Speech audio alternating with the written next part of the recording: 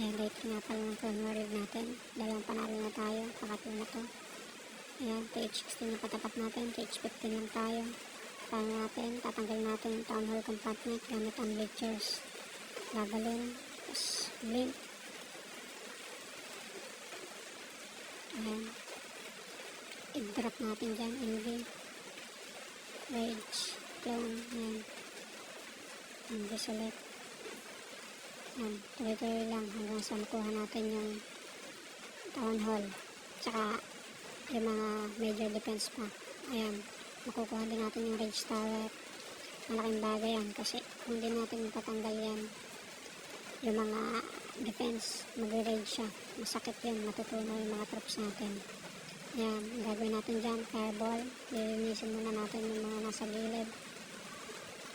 Tapos si Warden, fireball. Ayan, giant arrow sa gilid. Kasi matitira yung eagle. Doon nakuha na natin, goods na. Ayan, linis tayo sa gilid ng super barbs. Tapos lalapag natin brute riders. Ayan, yung Valkyrie, bababa na rin natin. Ayan, super barbs sa gilid ka. Para pumasok yung mga troops. Madali na lang to kasi maganda na yung pagkakapanel. Yung mga troops natin, dire-diretso na lang yan hanggang sa dulo.